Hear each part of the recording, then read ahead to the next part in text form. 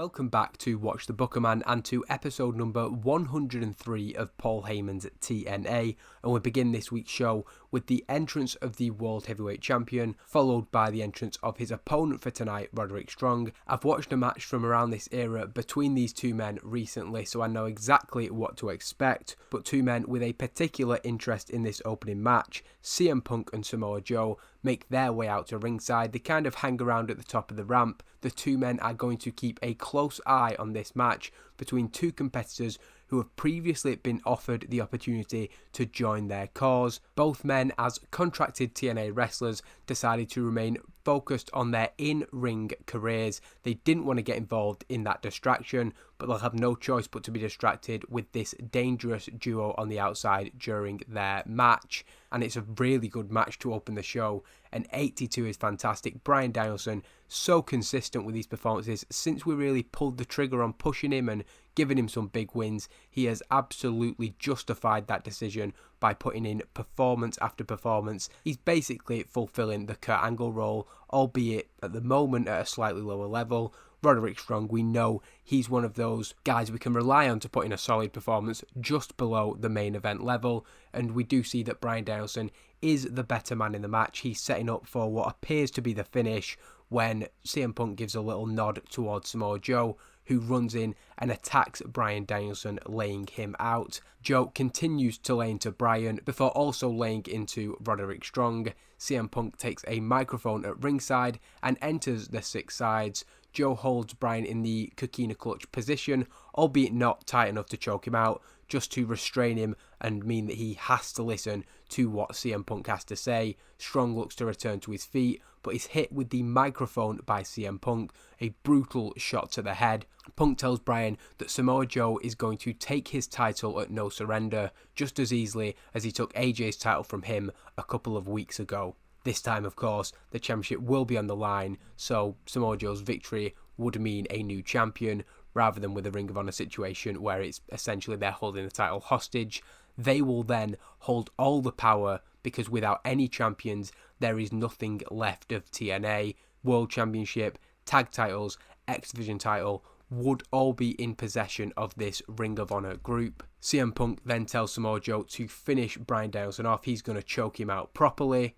When Kurt Angle makes his return, running down to the ring, Samoa Joe leaves the ring to confront him on the ramp. Angle easily takes him out. He is focused. He is on a mission tonight, as he makes it clear that his sights are set on CM Punk. Punk tells Angle to bring it to him in the ring, but rolls out once Kurt Angle does actually get inside it. Kurt checks on Bryan and Roddy, who are both down, before telling CM Punk, who is now backing up the ramp with Samoa Joe, that he cannot keep running, he cannot keep hiding, he'll run his mouth, but eventually he's going to have to back up the words that he's been saying to the Olympic gold medalist. So it wasn't much of a break for Kurt Angle. He's only had a couple of weeks off, but he's back to full fitness, and because of where this storyline goes and the plans that I've got for, basically I've got stuff in mind until Slammiversary next year, the 10-year anniversary of the company, so now is kind of the time to start this CM Punk Kurt Angle rivalry. We see Kurt Angle invented a new catchphrase which will boost his ability on the mic. That's good to see. CM Punk doing well, as did Kurt Angle again. Punk already has a hot catchphrase, and all those green notes, albeit with the commentators letting us down, result in an excellent 90 rated segment. We then go to the back where Homicide and Hernandez promote tonight's main event. They'll be facing Beer Money, and their block is so tight, a number of these teams can still qualify, and as they're in top spot, they can take a huge step towards reaching the Final Four if they defeat Storm and Roode tonight. They, however, put over the massive challenge that they know is in front of them. Having been seen sat in the background with his cousin Rosita, he apologises to his LAX comrades, but he has something to say. Amazing Red then challenges the Monster Abyss to face him next week. He's going to bring an end to this. The stalking of Rosita, he turns to her and says that it isn't safe for her to go out and compete tonight. He's going to speak with Heyman and get this match rearranged for another time. Rosita insists that this is a big opportunity for her against Tara tonight. She is going to wrestle. Red says that he'll join her at ringside and ensure her safety, essentially. He doesn't want anything happening to Rosita before he gets the chance to, in his mind, deal with Abyss. Of course, Red challenging Abyss may seem quite reckless and stupid, but this is a family matter, so it's completely understandable, of course. Hamada and Taylor Wilde then defeat the New Age in 7 minutes and 33, when Taylor Wilde, showing that ruthlessness that Hamada has wanted from her for the last few weeks, defeats Daisy Hayes with a missile dropkick. Daisy Hayes the weak link, but it's a decent match overall, quite happy with that. Some good performances in there, particularly Hamada standing out. And here we see that despite being in a bit of a rut recently, Wilde does seem to be getting somewhere. It's not a complete lost cause. She's joined by Hamada, who is happy. She looks to encourage her partner for showing that decisive edge and picking up the victory. Wilde doesn't seem all that impressed with the praise, however maybe she sees it as a little bit patronising, and quickly she rolls out of the ring and heads to the back. Hamada follows, but it doesn't seem like everything is completely harmonious between these two friends. Following the confrontation with CM Punk earlier, the cameras have now caught up with Kurt Angle, and the former World Heavyweight Champion is asked about his current condition, but he says that that doesn't matter. How he's feeling isn't important, only the fact that he is back and he has made his point. For months, CM Punk has been coming out every single week on this show while claiming that he wants nothing to do with TNA. He said that he would never compete in our ring again. Well, Angle wasn't out there to ask him to wrestle. He doesn't care how it happens, where or when. He wants to fight CM Punk. He doesn't need to hear another word from CM Punk's mouth. These rambling sermons, enough is enough. He needs one word from that man. Yes or no. So Kurt Angle, very fired up. We know how he can bring that intensity. Whatever his new catchphrase is, also being slipped in there. But it's a decent segment, and it sets up very plainly that Kurt Angle wants a fight with CM Punk. We then get an interview with Desmond Wolfe about his upcoming championship defence on this week's episode of Evolve, as the Evolve champion looks to give a background on his rivalry with Jay Lethal, which, as we know, has been going on for quite some time. He is approached by Samoa Joe. Joe tells Wolfe to forget about this interview and invites him to come and talk in private.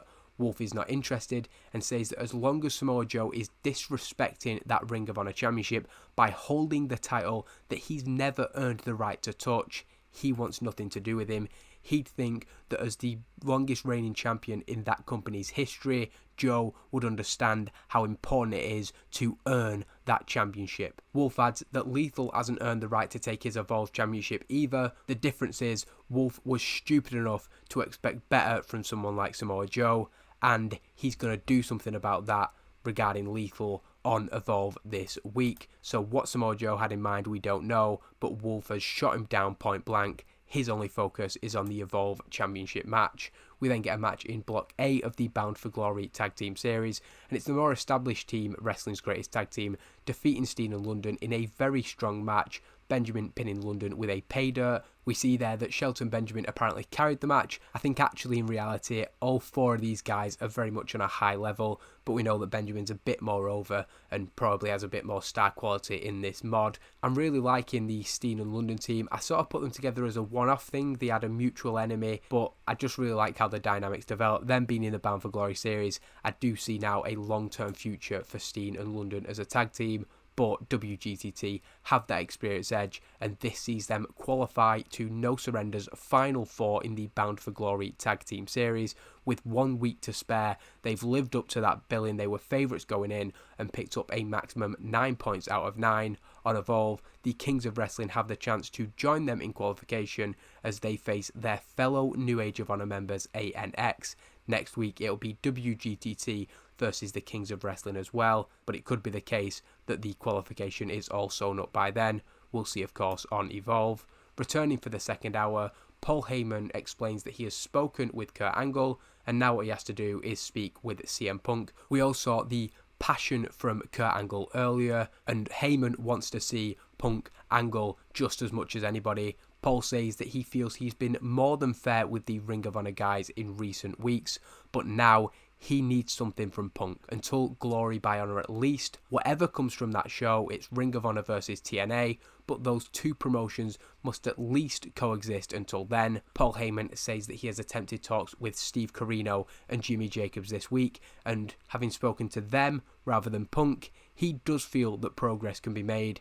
Despite this, when CM Punk comes down to the ring, he makes it clear there is no long-term future where Ring of Honor and TNA exists, so Paul needs to quickly get that idea out of his head.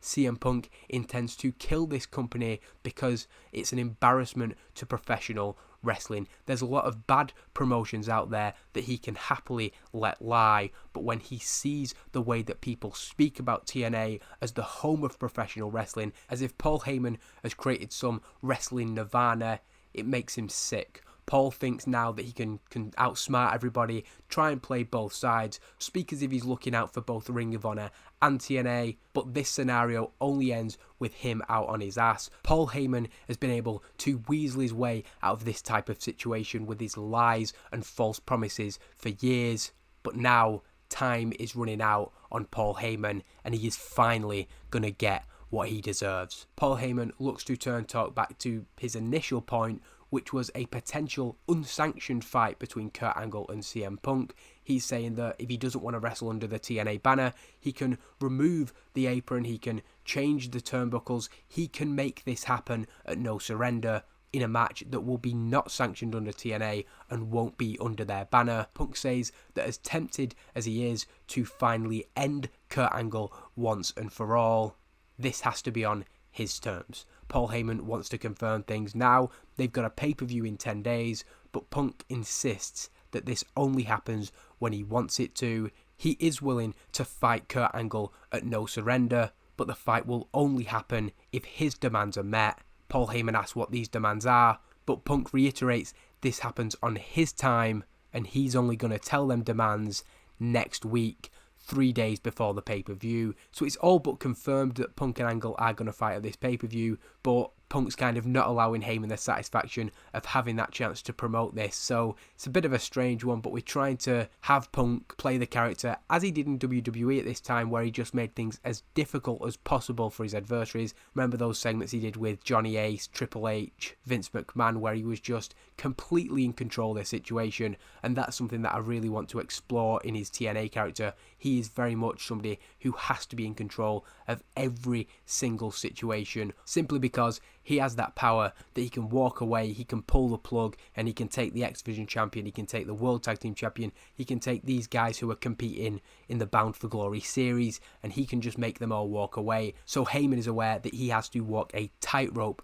when dealing with CM Punk, and of course when you put Heyman and Punk in a ring and they're going at each other, it's going to be a great segment. It says Punk was underwhelming. I disagree. Both guys doing well, and there's no doubt that we're making one of the hottest stories we've ever done, gaining heat to it once again. We then get the match we spoke about earlier, Tara defeating Rosita. There is a little bit of a distraction because Father James Mitchell comes to the top of the ramp. This of course takes the attention of Amazing Red away from the ring, and it does distract Rosita as well. She is terrified by the prospect of anything happening where she ends up abducted by James Mitchell and Abyss. Tara of course can take advantage of this, hits the Widow's Peak for the 1-2-3. A 60 from Tara is good, and it's a strong match to be fair, gaining heat to Amazing Red's storyline, which continues after the match as Abyss comes out. He wants to get to Rosita, but Amazing Red joins her in the ring. He wants to be as close to her as possible to protect his cousin.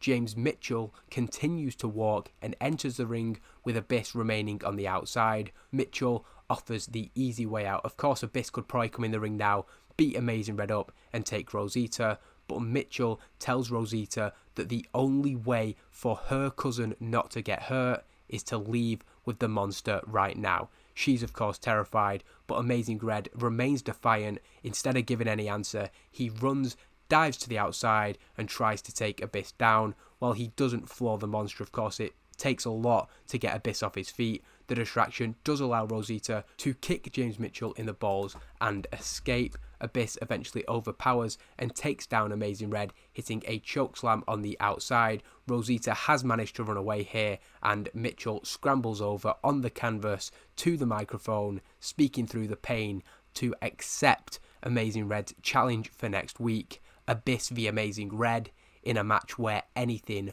goes. So very much you would say that Abyss is the favourite, but Amazing Red looking to stand up for his cousin in what is going to be a very heated and personal match. Speaking of heated situations, Tara in the back confronts Mickie James, asking if she watched her pick up yet another victory in the previous match. Tara saw Mickie on the Beautiful People show. She said that she was willing to face Tara whenever, so she's wondering why their No Surrender match hasn't been made official yet. Mickie kind of undercuts this, telling Tara that she's just been speaking with Paul Heyman, so she can calm down. At No Surrender, it will be Mickie James versus Tara. Tara is delighted with this, but perhaps reacts too soon, versus Madison Rayne. Tara isn't best pleased with this match being a three-way, but still insists that she's going to take the title. It's not exactly what she wanted, but to be fair, she's still getting a title shot at the pay-per-view. Mickie James struggling when going off script, while Tara does well. Either way, we're gaining heat to the storyline, so no complaints there. We then get James Storm and Robert Roode promoting their main event match against LAX tonight, putting over the block-topping Hernandez and Homicide. They know better than anybody how good these two are. They are without doubt one of the best tag teams in TNA history, according to Robert Roode. James Storm corrects Roode. They're one of the best tag teams in wrestling history, full stop. Beer Money note that tonight will have a huge impact on the final standings, and like they said, LAX are at the top of that table. For that reason, this one is must win, according to Beer Money. Both doing well when improvising, happy with that, and promoting what is going to be a big main event. We wanted to put the emphasis on the tag teams, and that's exactly what we're going to do tonight. It's not a case of this being the final match, then there's a big segment after it. This is the main event that we're promoting and billing throughout the night, and I'm confident with what we've seen from these two teams in the tournament so far. We've seen great matches with these guys against a number of teams, so I really think we're going to deliver in this main event. Tyler Black then defeats Sharkboy in 5 minutes and 9 with a God's Last Gift. It's pretty much a one-sided match, extremely short as we see, but there is a moment where Sharkboy rolls Tyler Black up and gets a near fall. This angers Tyler Black, who then snaps, hitting the God's Last Gift. In fact, he follows it up with the Blackout Curb Stomp as well. A 74, of course, is very good from him, the level that we expect from our X Division champion, and he's doing such a good job of carrying this division. Jimmy Jacobs at ringside, of course, but after the match, we see that Black is still furious with the fact that he nearly got rolled up by Sharkboy, how embarrassing that could have been, and he decides he's not done with his opponent just yet. After laying in a few extra shots with the encouragement of Jimmy Jacobs, Tyler Black looks to the New Age leader. He's got an idea. He's going to remove the mask of Sharkboy. He almost humiliated him. Then he is going to embarrass this masked man. As he sits Sharkboy in position and starts to peel away at the mask, the music of the returning El Generico hits. A fellow masked competitor, Generico makes the save for Black, grabbing him and throwing him into the corner. We know that he's setting up for that haluva kick, but Jimmy Jacobs can grab Black's leg, pull him out of the way at the last moment. As they back up the ramp, El Generico points towards the X Division champion. He had to pull out of the Bound for Glory Tag Team Series due to injury. He's now fit and ready to compete, and despite apparently underperforming, it's clear that he has his eyes on the X Division champion, and likely in turn the title itself. We then get a segment in the back, the Kings of Wrestling shown speaking with ANX. Kenny King and Rhett Titus say nothing during the segment as Chris Hero explains the plan for Saturday's Evolve. WGTT have qualified with a match to spare, and the Kings of Wrestling want top spot. Since ANX are already out, the situation is straightforward. Hero tells them he doesn't mind which one of them does it, but one of King and Rhett Titus will lay down for him. That means that the Kings will be fresh for their final match against WGTT next week, giving them the best chance to finish top. Not that they need any help. ANX don't look particularly happy about this, and when Hero and Castagnoli head off, they exchange an unimpressed look. We'll see whether this plan does come to fruition this Saturday on Evolve, and while Hero doesn't do well without a script, it is still a decent segment. Wow. In this build to Bound for Glory, we are seeing a lot of people, a lot of teams, a lot of individuals step up. A good match is an understatement there, and 85 is an absolutely brilliant match, possibly the best tag team match we've done. I might be wrong on that, but it will be worth checking. It's up there as one of the best matches we've ever done. We know how good these two teams are, don't get me wrong, but that is still a surprise. Roode and Storm showing why it was around this time in reality they were becoming main event players for TNA. They are doing that in our scenario, but still as a tag team because of how important those tag teams are to us. I've always tried to highlight them. I've always loved the tag team division and wanted to present the best tag team division of all time, and this is kind of where we start to back it up, where what we've been doing for the last 20 months or whatever it is comes to fruition when you can put on a main event between two teams who, these aren't people who we've brought in, this isn't some big signings that we've shipped in to improve our show. These are guys who are already here, already part of this roster, TNA Originals, going out and stealing the show. So great to see, delighted with that. And I should probably mention that in 13 minutes and 47, Beer Money defeat LAX, Storm pinning Hernandez following a DWI. Can't speak highly enough about that match, and that's even with Storm having a stale gimmick. The final four at No Surrender I can see being some of the best matches we've ever done. Hopefully I'm not setting them up for a fall there, but we end the show with these two guys, two of the best wrestlers in the company, standing tall. Beer Money taking a step closer to qualification. Unlike Block A, however, there is still everything to play for in Block B. The commentators promoting Motor City Machine Guns versus the Young Bucks on Evolve, two teams who can also still reach that final four. Next week, the initial stage of the Bound for Glory Tag Team Series comes to an end, with any of the four teams that we've just mentioned still in with a shot of making it to No Surrender. And an 85, we're on fire at the minute, it has to be said. Absolutely delighted with that. We're going to go into Evolve, but again, like I did last week, I do just want to take a quick look at where those rank within the company's history. I'm almost tempted to set a little target for impacts now. Are we going to try and keep every impact before Bound for Glory up at 80 so that we can have the best possible build? I've said quite a few times that I'm not too bothered about the in-game numbers, but when you're getting ratings like this, I can't deny that it's great to see.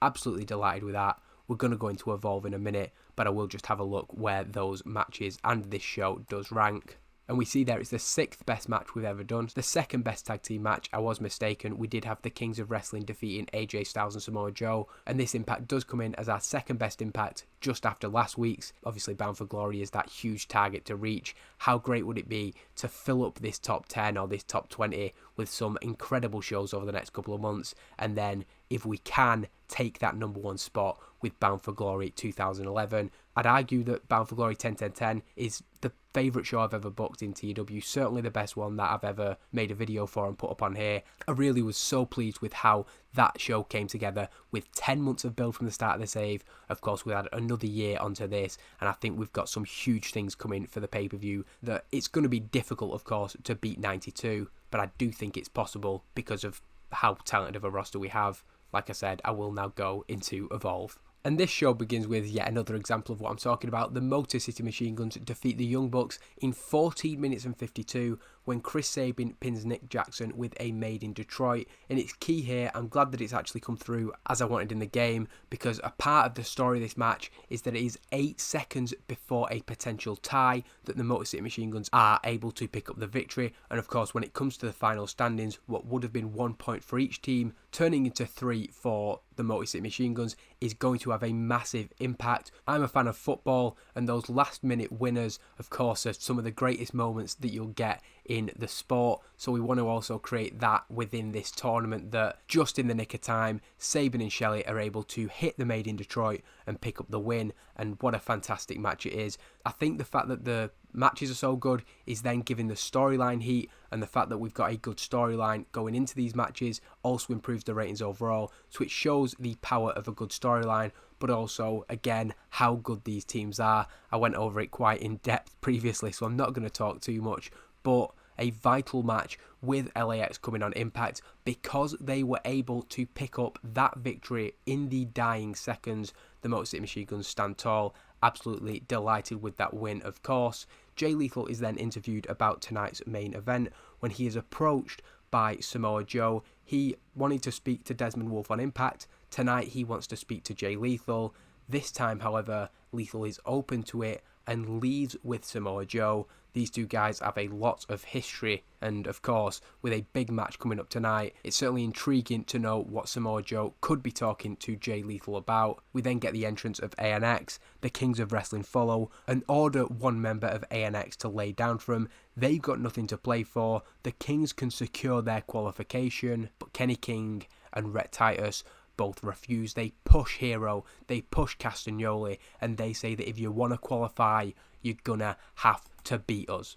which to be fair they do. It's a decent match, but it's still showing a little bit of backbone from ANX. It's not likely to sit well with the rest of the New Age of Honor, but it's a good performance and a solid win for the Kings of Wrestling. They've qualified, but of course are not happy with Kenny King or Rhett Titus. That's more of a minor irk, of course, as their big focus is on the fact that they are in the final four at No Surrender. Prior to the main event, Desmond Wolfe confronts Samoa Joe.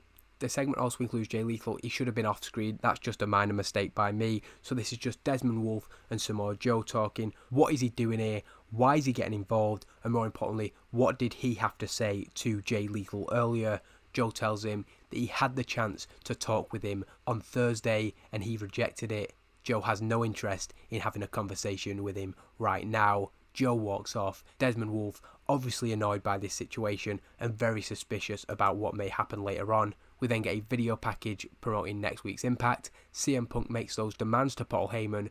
Will he agree to fight Kurt Angle at No Surrender? Possibly one of the biggest matches we can put on in terms of star quality, and we'll see whether Punk's demands are something that Paul Heyman is willing to agree to. We also have the Briscoes making their in-ring debut for TNA. The Ring of Honor World Tag Team Champions will face the young boys of the New Age of Honor, Adam Cole and Kyle O'Reilly. Future Shock, so big matches on next week's show, as well as some major segments in the main event, with a huge assist from Samoa Joe, who, helped by Maria causing a distraction, is able to attack Desmond Wolfe during the match, hitting him with a low blow. Jay Lethal is then able to hit the lethal injection. Wolfe seemed to have the match won until Joe's involvement, and it's a good main event with great heat, and we have a new TNA Evolve champion. It's been a few months with Desmond Wolfe putting in some great defenses, but where we want to go with these two characters now, it is Jay Lethal's turn to run with the Evolve championship, and we've got big plans for Wolfe going into Bound for Glory, no doubt about that. Particularly, he now has a bone to pick with Samoa Joe, the man who is walking round with the Ring of Honor Championship. Samoa Joe enters the ring, he snatches the Evolve Championship from the referee, and he is the one who hands it to Jay Lethal. He did that metaphorically in the match and does it physically afterwards. He offers a hand to Samoa Joe. Is this an offer to join their cause, or is it just some kind of mutual respect? We're of course going to find out more about what is behind this agreement, but what we know now is that Jay Lethal accepts the handshake. He and Samoa Joe obviously plotting and planning. Desmond Wolfe may be thinking how things could have gone differently if he'd have just agreed to speak to Samoa Joe on Impact, but Maria is delighted, Jay Lethal is delighted, and Samoa Joe has got exactly what he wanted. A 72 is decent, losing popularity in some places, increasing in other places, but the fact that these Impacts are just hitting out of the park means that I've not got to worry too much about anything like that. And that's this week done. I cannot wait for the go home week. I cannot wait for No Surrender. Cannot wait for Bound for Glory. I've just got so many ideas coming to me beyond Bound for Glory. I've kind of got Bound for Glory set now as to how we're going to run that show. There's going to be some surprises. There's going to be some huge matches, some hopefully shocking moments, of course. But ultimately, we can only look at No Surrender and a potentially huge card.